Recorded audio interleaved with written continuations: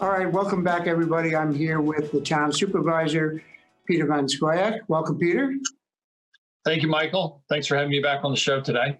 We appreciate you being here. And well, it's a big weekend. It's although it came around real quick or something, I'm really not sure. But we're here from at the start of Memorial Day weekend, and I was hoping that maybe you can kind of give us an overview of kind of where we're at with the holiday weekend.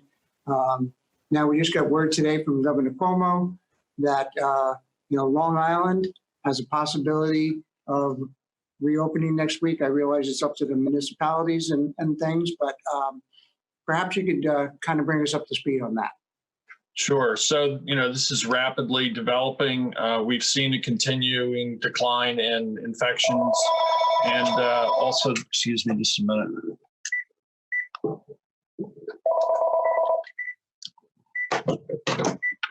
We've seen a continuing decline of infections and hospitalizations, declining deaths. So all of these metrics are certainly welcome, especially the decreasing number of deaths. As we look towards the next several weeks, many of the regions upstate are opening first phase activities as part of the New York Forward Plan. We expect that could come fairly quickly here as well. We've been actively working to prepare for that with our Business Recovery Committee, reviewing protocols, especially for phase one businesses, the various steps that will need to be put in place to ensure that as we reopen that we're not increasing the risk of infection and that we continue to flatten the curve as we move forward.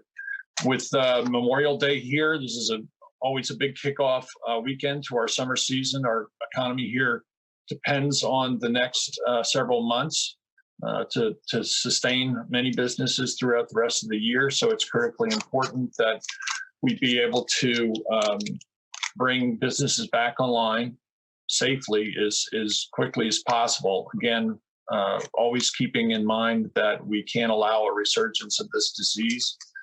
We're also this week had appointed Dr. Bruce Polsky, an infectious disease specialist who's regarded very well within his field, to help advise us and to review any reopening plans that we have. We also have the input of 2 EMTs on that committee, as well as a number of prominent business people and represent a wide number of businesses throughout the town. The beaches are being opened up beginning tomorrow. We have 4 beaches that will be open and guarded.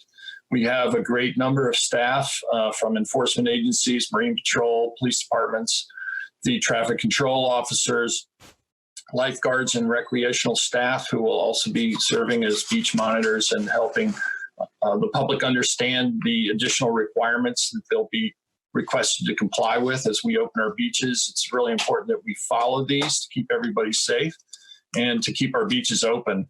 If this works out well, then we'll be able to open more of our beaches and maybe get to a point where we would even feel comfortable issuing non-resident parking permits, which are suspended at this time. As in compliance with the reopening guidelines from the state, masks must be worn while entering and exiting the beach, when in line for restrooms or vendors, and whenever you cannot maintain 6 feet of distance from others. You should be staying to the right as you enter or exit access points. Follow the arrows and the walkways and cones. We've put up additional barriers and signage directing people apart so that they can maintain distancing when they enter the beach and exit the beach. We're asking that you please keep your footwear with you at all times. Don't leave them at the road ends of the beach heads. When you set up your blanket or towel, try to keep at least 8 to 10 feet away from others, unless they're in your own part of your household. Respect other people's personal space. Keep your mask at all times, except when you're going in the water or socially distanced in your sunbathing location. We're not allowing any contact sports or any sports with a shared object on the beach, regardless of whether or not you're in the same household.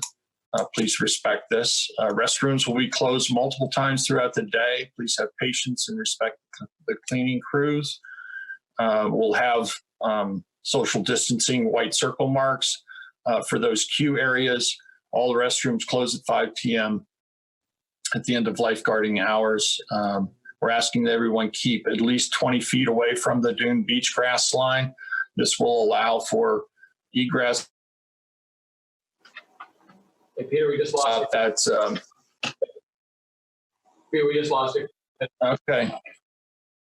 Yeah, I got a call from the governor's office. All right. Well, Am I back? yeah, You're back. Okay. All right, I'll call him back. It's not the governor. Don't worry. It's just All right.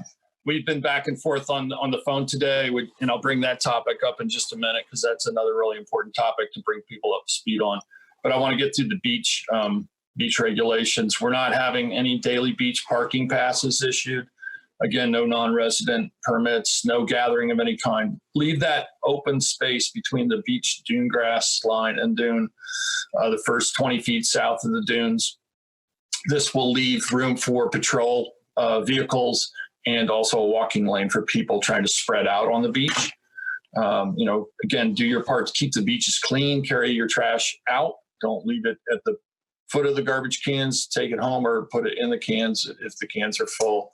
We'll have additional garbage pickups as we usually do in the summertime, and violations of the guidelines could result in a Marine Patrol or police issuing summonses under New York State health law, and refusal to obey lifeguards' directions can be cited under town code. The goal here is voluntary compliance. We need to be sure that we're all in this together and keep our beaches open. If this works out well, we'll be able to open a number of other locations. We're hoping to do that by have all our locations open by June 20th this year. So we'll be reassessing as each day goes by this weekend and make adjustments that we think are important in order to keep the public safe and make sure people have an enjoyable time. Well, that's, Go ahead. Peter, when you talk about voluntary compliance, I just think that's such a big point, because I mean, you guys are working so hard at putting together the guidelines and talking about the way things should be. But unless people do them, I mean, you can enforce and you can give out summonses and that type of thing. But realistically, we really don't have the personnel to be able to really, hammer it in, nor do we want to be, some type of place under martial law. Let's face it, right? And right. But it's really up to the people, right? It's up to to do what makes sense and do the right thing. And I don't know, I'm not really sure where I'm even going with that, but it's really up to us, right? Would you agree? Right. We're all in this together. And again, we have to think not just about ourselves, but everybody. I'm really so pleased the response that our community has had to this. People have been following the orders. The vast majority of people have worked very hard, have sheltered in place, have reduced their exposure, have followed the guidelines and guidance. And that's why we're the second lowest rate of infection in the entire Long Island region, second only to Shelter Island, which frankly is surrounded by a moat. So, I think the steps that we took early to keep this place from becoming a hotspot by closing the YMCA Rec Center ahead of any other community on Long Island or the region, closing our senior center, protecting that most vulnerable population. These early steps, plus the cooperation of all of our residents, has really put us in a pretty good position. We just need to make sure as the summer literally heats up, as well as heats up by the number of people outside and about, that we maintain those protocols, proper hygiene, hand washing, wear your mask, distance yourself. If we just follow those very basic rules, we will be able to have a much better summer for everyone and get our businesses back open than if we are selfish as individuals. it's just going to prolong the pain. So let's all cooperate. Let's get back to where we need to be. What are you seeing in terms of the businesses, Peter? And any view that you can give us on that? So, the way this is set up by the governor, the guidelines are first phase businesses, which would include those businesses which pose the least amount of risk. And they've been categorized by industry. We're looking to fine tune that here locally to the point where we assess the potential risk that a business might have and try to get those low risk, no risk type of activities back up and running as soon as possible. The one size fits all categorization based on industry or business type doesn't really address that. Local officials are in a much better position to make those assessments. For instance, and I've given this example before, arts and entertainment is considered to be the last phase to open. And while we certainly understand large concert venues, crowded movie theaters, those are probably not going to happen again in the near future without some major improvements in the way we would treat the disease or a vaccine. But there are other activities within those categories. For instance, Longhouse, which is 16 acres of open sculpture garden, poses little or no risk, provided they follow certain procedures, and allowing the public to go out to those spaces and enjoy some of those venues. So, I would suggest that shouldn't be lumped in with a phase 4 opening because it really doesn't pose significant direct risk. So we need to get those places up and running as soon as possible. The cabinet maker who might see a customer on his property once a week or twice a week, those precautions can be taken so that they're not transmitting the disease to one another in that setting. That business could reopen. There's a lot of pressure on people to get back to work, to pay the bills, to resume as normal a life as they can. We understand that. We're going to try our best to help facilitate that in a safe way. So I think that's really where we are.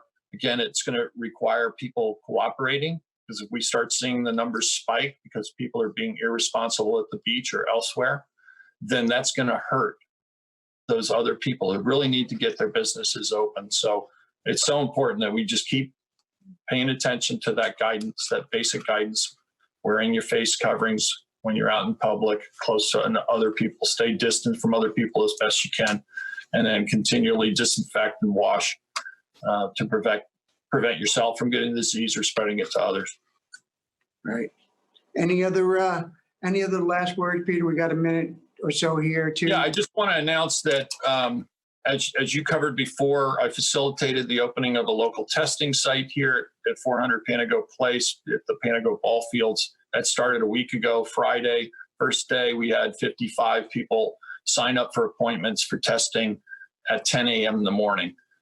This is the third day of testing for that site because we're testing Wednesdays and Fridays.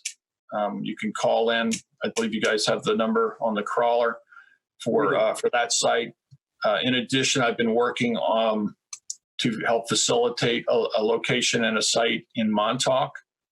It looks like the Montauk Fire Department, in conjunction with the hospital and some others, a private business owner, willing to allow their property to be the testing site. So we're trying to work through that. That's happening today, just before I got on the call today. It looks like that's coming together. So we hope to have another site up and running, which would be Tuesdays and Thursdays. So that would lead to 4 days a week of testing in East Hampton. It's very important. The last thing I want to touch on really quick, a critical metric to meet for reopening is contact tracing.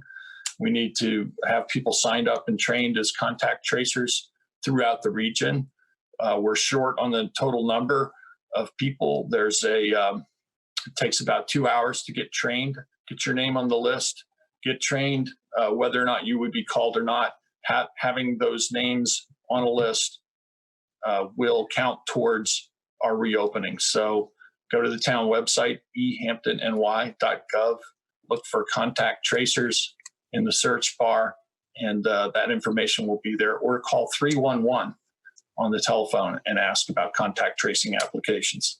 Well, that's great. And we'll continue to push that from our end as well, Peter. Thank you very much for the information, and you and your family have yourselves, try to grab a day or two to yourselves, huh, this weekend? I took about 40 minutes this morning and cut the grass, which is starting to look like a meadow restoration. But so I've reclaimed a little area that may be somewhat tick-free for the weekend. There you go. Well, good, So much, and I hope everyone stays well, stay safe, follow the protocols, help us get through this. Thank you, Peter Van Scoyoc, everybody, and have a good evening. Thank you, Michael. Be well.